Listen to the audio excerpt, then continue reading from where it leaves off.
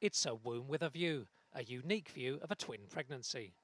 The images were made possible by a recently developed cine MRI scan used by clinicians at London's Centre for Fetal Care. Dr Marisa Taylor-Clark says the technology offers new perspectives on dual pregnancies.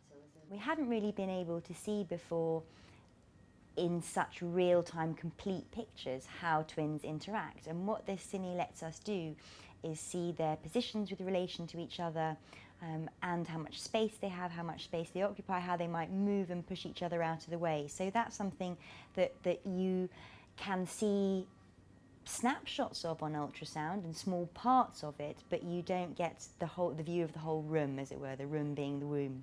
The scan uses a technique known as oversampling, which provides a far more detailed picture than conventional MRIs.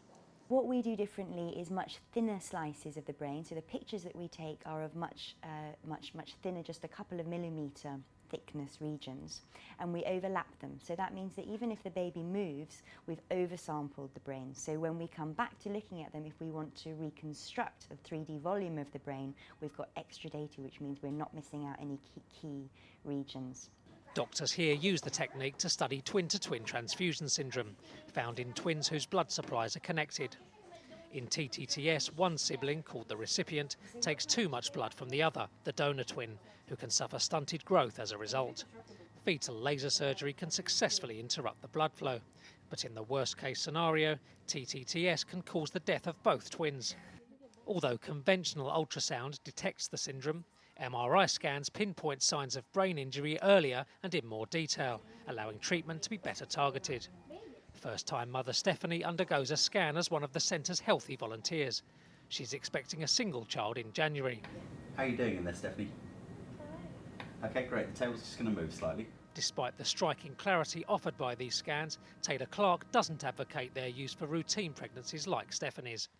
I think MRI scanning is a very specialised technique, and the vast majority of women have healthy pregnancies without any problems and deliver well, healthy babies. And if we were to scan all pregnant women, we would pick up a very, very small number of abnormalities and potentially pick up some things that we didn't quite know how to interpret that might be quite stressful for some mothers.